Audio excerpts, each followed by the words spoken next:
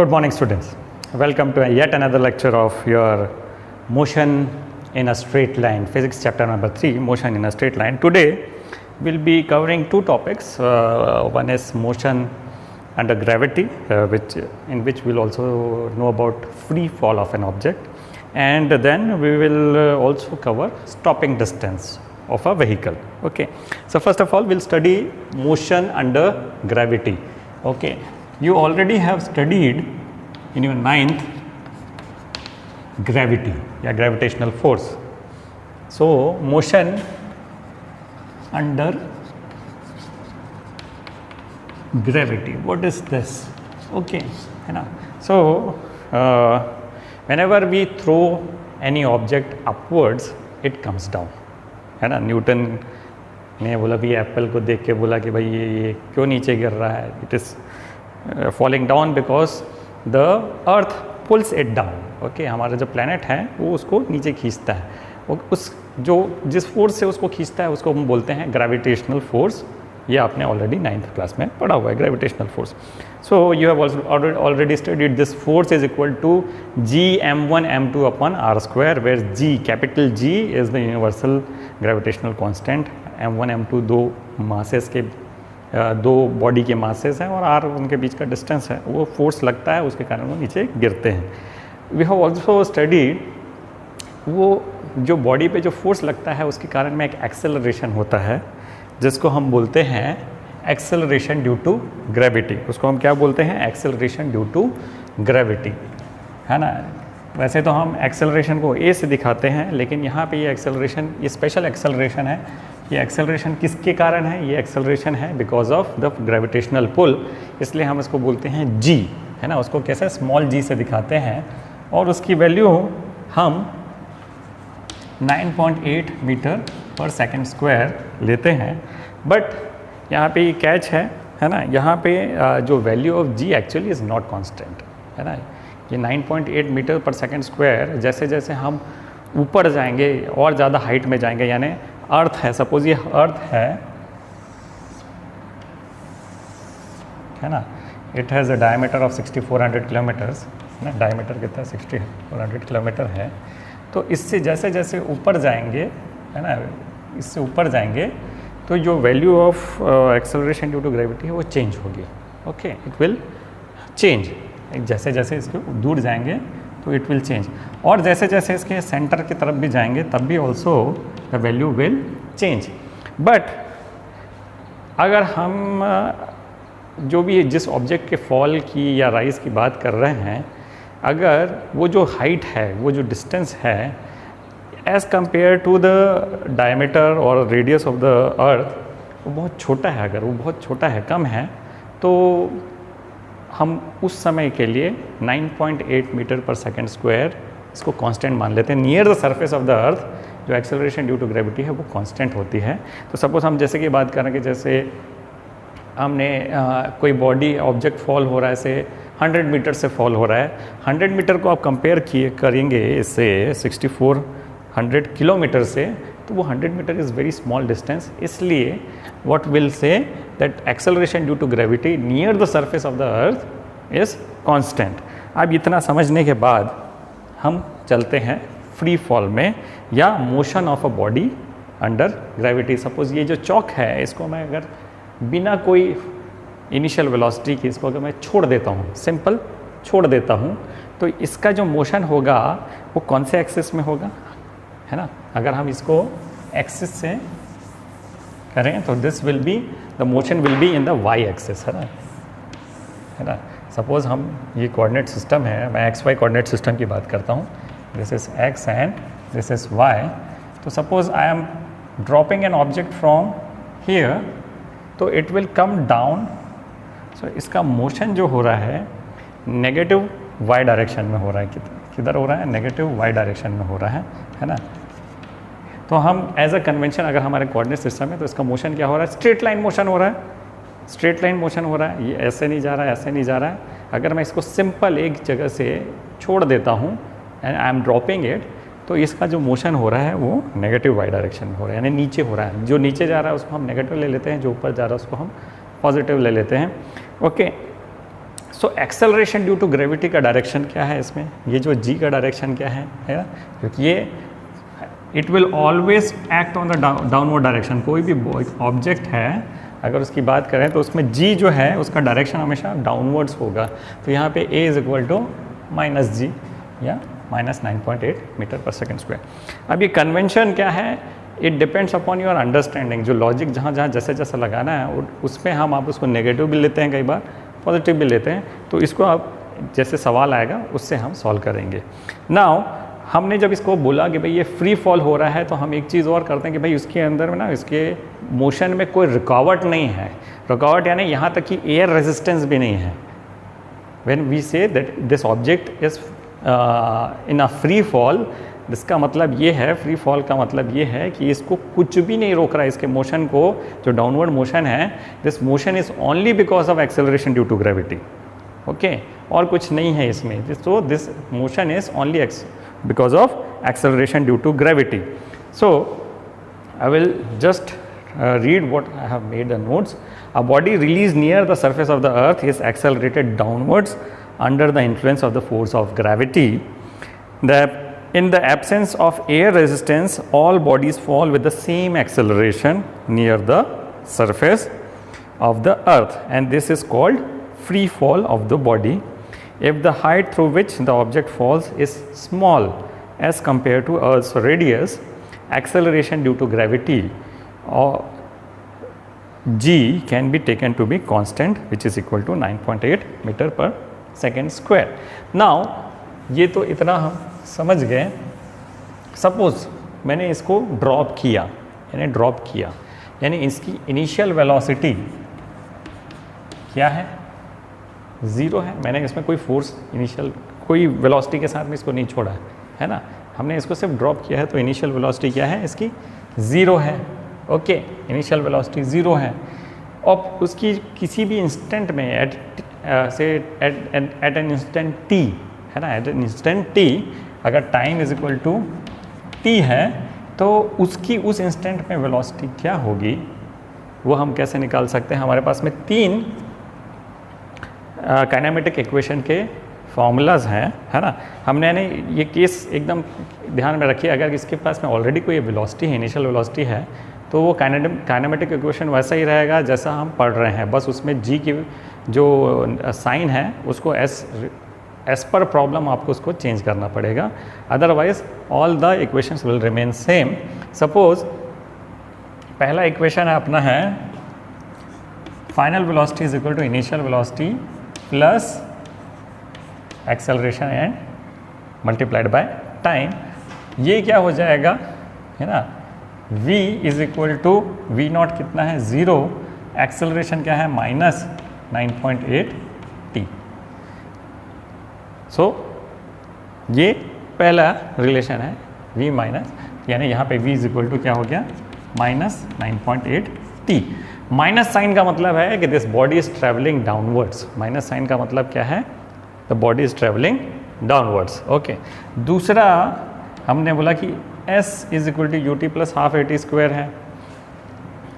s यहाँ पे x minus x not भी लिख सकता हूँ मैं, x माइनस एक्स नॉट भी लिख सकते हैं, यहाँ हम इसको सिर्फ s से भी कर सकते हैं, is equal to v naught t plus half a t square.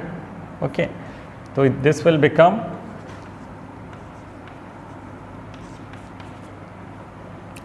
ये 0 हो जाएगा minus g t square,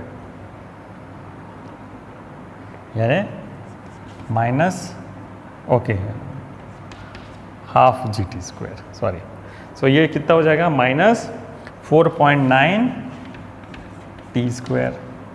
okay, and last one is हमने बोला कि v square is equal to v naught square plus 2as।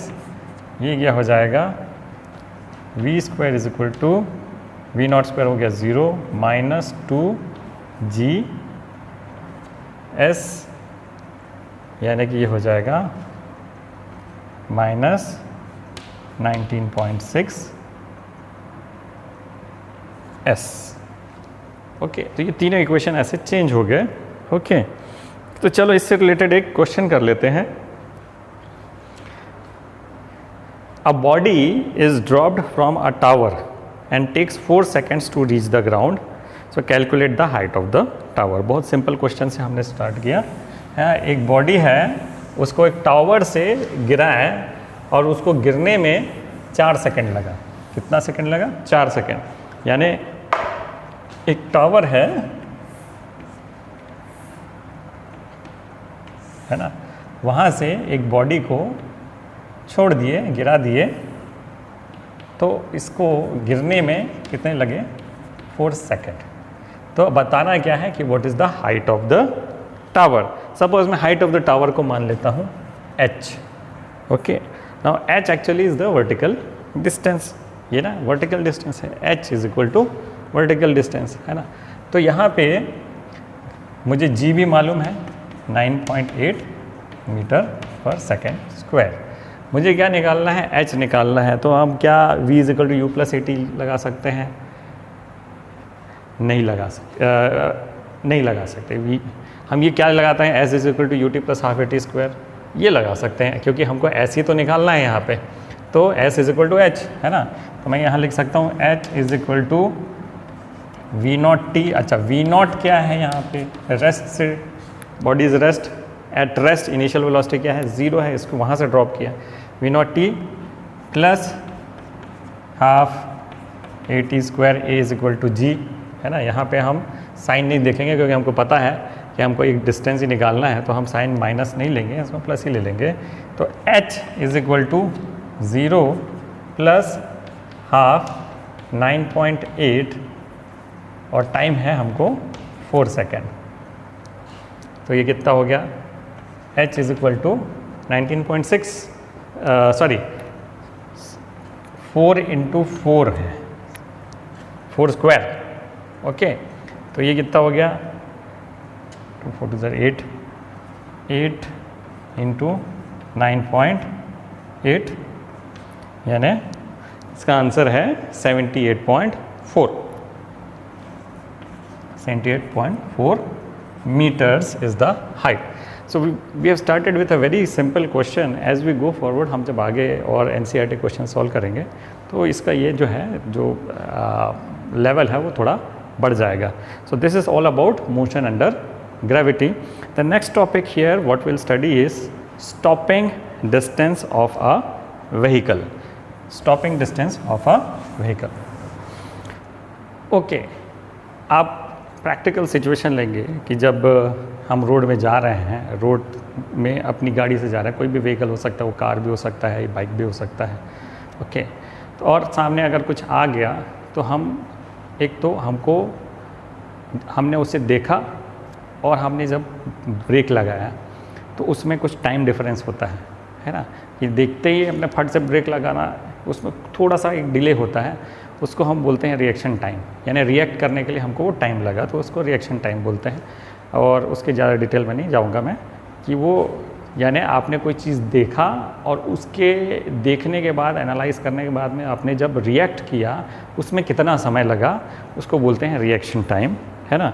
और दूसरा चीज़ होता है कि आप गाड़ी से जा रहे हैं, देख लिया आपने, अब रिएक्शन है कि ब्रेक लगाना है. जैसे ही आप ब्रेक लगाते हैं तो गाड़ी तुरंत ऐसे नहीं रुक जाती है, क्योंकि आप एक वेलोसिटी से चल रहे हो, एक स्पीड से आपकी गाड़ी चल रही है और तुरंत जैसे ही ब्रेक लगाया वहीं पे नहीं रुक जाती. हाँ, उसको रुकने में एक तो समय भी लगता है और दूसरा एक डिस्टेंस भी कवर करते हैं, है ना, डिस्टेंस कवर करते हैं. अब ये जो चीज़ है, सपोज़ आप 10 किलोमीटर पर आवर की स्पीड से जा रहे हो, सपोज़, है ना, आपने 10 किलोमीटर पर आवर की स्पीड से जाते हो और वो ब्रेक लगाते हो, तो हो सकता है कि 1 या 2 मीटर में आपकी गाड़ी रुक जाए, क्योंकि आप जा ही स्लो रहे हो. लेकिन उसकी जगह अगर आप 60 किलोमीटर पर आवर की स्पीड से जा रहे हैं, है ना, वो 60 किलोमीटर पर आवर की स्पीड से जब जा रहे हैं और आपने जब ब्रेक लगाया, तब वो 1-2 मीटर में नहीं रुकेगा, आप थोड़ा और आगे जाओगे. क्यों? बिकॉज दिस आपने पढ़ा है force is equal to mass into acceleration. तो उसमें जो उस मोमेंटम जो है mv, मास इनटू वेलोसिटी, वो डिपेंड करता है मास पे, है ना. आप जिस गाड़ी पे चल रहे हो और उसके ऊपर में आप बैठे हो, है ना, तो जैसे जितनी ज़्यादा it is directly proportional to velocity है ना. ये जो है, ये जो फोर्स है वो डायरेक्टली प्रोपोर्शनल टू वेलोसिटी है. यानी जितना ज़्यादा वेलोसिटी और जितना ज़्यादा मास उतना ज़्यादा डिस्टेंस वो कवर करेंगे। तो स्टॉपिंग डिस्टेंस क्या है, जैसे कि एक कार जा रही है स्ट्रेट रोड में, एक स्ट्रेट लाइन रोड है उसमें जा रही है और यहाँ पे उसने ब्रेक अप्लाई किया, सपोज इसमें ब्रेक अप्लाई किया तो कार सपोज यहाँ जाके रुकी, कार यहाँ जाके रुकी। तो ये जो डिस्टेंस कवर किया ब्रेक लगाने के बाद, इसको क्या बोलते हैं, स्टॉपिंग डिस्टेंस ऑफ व्हीकल, है ना। नाउ ये स्टॉपिंग डिस्टेंस ऑफ व्हीकल किस पे डिपेंड करता है, इसकी इनिशियल वेलोसिटी पे, है ना इसका, क्योंकि फाइनल वेलोसिटी इसकी क्या है, यहाँ पे जब पहुँच गया स्टॉप हो गया तो इसकी क्या फाइनल वेलोसिटी क्या है, 0 है। ओके, तो किस पे डिपेंड करेगा, इनिशियल वेलोसिटी पे, और किस रेशियो पे डिपेंड करेगा अभी हम उसको देखते हैं, है ना। तो और ये जो डिस्टेंस है, जो स्टॉपिंग डिस्टेंस है उसको हम दिखा देते हैं, सपोज ये dx है ना, ये जो स्टॉपिंग डिस्टेंस है वो dx है। ओके, तो चलिए इसमें अगर हम किसी motion of kinematic motion of equation को काइनेमेटिक इक्वेशन ऑफ मोशन को इसमें फिट करना चाहें तो कौन सा कर सकते हैं, यहाँ पे वो डिपेंड करेगा प्रॉब्लम में। लेकिन यहाँ पे भी एक जो है, एक हमारा जो इक्वेशन है v² = v0² + 2as। अब यहाँ पे जो a का जो साइन है ना, एक्सेलरेशन जो है, ये एक्सेलरेशन से क्या होता है, हम जिसको एक्सेलरेशन बोलते हैं उससे क्या होता है, स्पीड बढ़ती जाती है। लेकिन यहाँ पे तो स्पीड कम हो रही है, यहाँ जिस स्पीड में चल रही थी वो यहाँ आने के बाद में वो 0 हो गई। तो इसको हम क्या बोलेंगे, दिस इज नेगेटिव एक्सेलरेशन और डिसेलरेशन। इसको क्या बोलेंगे हम, डिसेलरेशन या negative acceleration. So when brakes are applied to a vehicle, the distance it travels before stopping is called stopping distance and this acceleration is negative and it's called deceleration. तो यहाँ पे जो a है, यहाँ पे जो a रहेगा वो नेगेटिव रहेगा, है ना। एक्सेलरेशन क्या रहेगा इसका, नेगेटिव रहेगा। तो सपोज यहाँ पे मैं इसको करता हूँ, ये हो गया 0, ये क्या हो गया 0, है ना, और ये क्या हो गया v0² - 2a और s की जगह हो जाएगा dx। ओके, तो 2a dx = v0² और dx यानी stopping distance is v0² / 2a। ये इसका रिलेशन है। ओके, कि जो स्टॉपिंग डिस्टेंस है इट इज़ v0² / 2a। अब इसको देख के आपको ये चीज़ समझ में आएगी कि भाई ये किस पे डिपेंड कर रहा है, इन्वर्सली प्रोपोर्शनल टू एक्सेलरेशन, ये जो स्टॉपिंग डिस्टेंस है inversely proportional to acceleration and directly proportional to initial velocity, यानी directly proportional to the square of initial velocity. Okay, तो जो भी उसकी इनिशियल वेलोसिटी होगी, ये डिस्टेंस जो है किस पे डिपेंड कर रहा है, इसके इनिशियल वेलोसिटी में, यानी इसका सीधे सीधे square of initial velocity. Suppose initial velocity 2 metres per second है, इसका initial velocity 2 metres per second है, तो इसका स्टॉपिंग डिस्टेंस का इसका स्क्वायर का होगा, यानी 2 का 4 मीटर में सपोज वो स्टॉप होगा। अब ये क्यों इंपॉर्टेंट है, स्टॉपिंग डिस्टेंस क्यों इंपॉर्टेंट है, ये इसलिए इंपॉर्टेंट है कि whenever a vehicle in a road is flying, तो क्या होगा कि हम सेफ्टी को बहुत इंपॉर्टेंट है ना रोड में। इसलिए आपके कई जगह पे स्पीड लिमिट्स दे रहा था कि भाई इस ट्रैक में इस जगह पे आपको 40 km/h की स्पीड से ही चलना है। क्यों चलना है, क्योंकि यहाँ पे बहुत भीड़ भाड़ वाला इलाका है, स्कूल है, क्रॉसिंग्स हैं, ये सब चीज़ें, और हो सकता है कई बार ऐसे मौके हैं कि आपको तुरंत ब्रेक लगाना हो और ब्रेक लगाने के बाद गाड़ी को तुरंत ही रुकना चाहिए, यानी उसी पॉइंट पे तो नहीं रुकेगा लेकिन थोड़ी आगे जाएगी। लेकिन ये जितनी कम हो, जितना स्टॉपिंग डिस्टेंस कम हो, उतना हम अवॉइड कर सकते हैं किसी मिसहैप को, एक्सीडेंट को।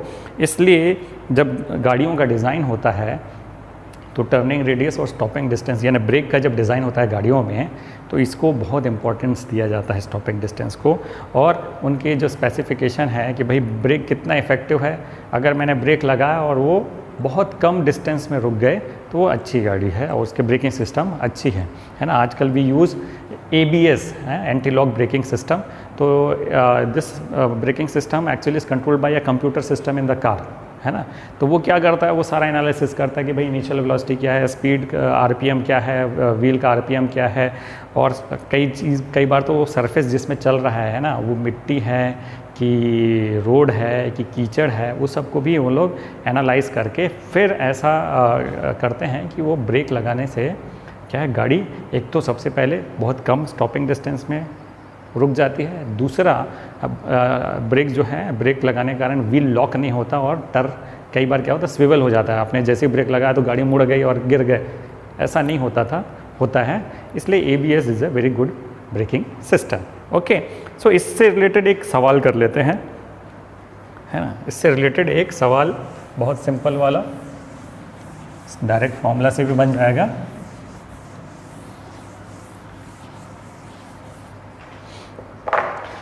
A driver applies the brakes after he sees a need for it. Okay, एक ड्राइवर है, रास्ते में जा रहा है, उसे लगा कि भैया ब्रेक लगाना चाहिए, तो वो ब्रेक लगाता है। If he is driving car at a speed of 54 km per hour and the brakes cause a deceleration of 6 meters per second square, find the distance traveled by the car before stopping. तो ये एकदम simple सा सवाल है अभी, जिससे हमने लिखा है, एक ड्राइवर है, वो गाड़ी चला रहा है और इसकी वेलोसिटी है 54 किलोमीटर्स पर आवर, और उसने बोला कि भाई ज़रूरत पड़ गई ब्रेक लगाने की, तो उसने ब्रेक लगाया और गाड़ी जो है वो डिसेलरेट हुई, यानी ये कितना हुआ, यहाँ पे माइनस नहीं लिखना है, सीधे लिखना है यहाँ, क्योंकि 6 मीटर पर सेकेंड स्क्वायर से डिसेलरेट हुआ और ये गाड़ी इतना डिस्टेंस ट्रेवल की dx। तो बताइए इसका स्टॉपिंग डिस्टेंस क्या है, dx क्या है। तो सबसे पहले V0 is equal to 54 kilometre per hour, है ना। इसको चेंज करना है ना, शॉर्टकट तो आपको मालूम है, मैं लॉन्ग कट से करता हूँ। 54 किलोमीटर यानी कितने मीटर, 1000 मीटर, है ना। आवर यानी कितने सेकंड, 60 इंटू 60 यानी 3600। आप 5/18 से भी करते हो और मीटर पर सेकंड में कन्वर्ट हो जाता है, हम थोड़ा लंबा करते हैं। तो 54/36 तो 9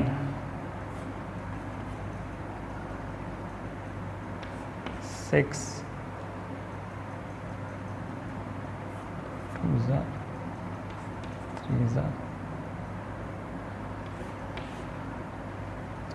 15 मीटर पर सेकेंड, है ना।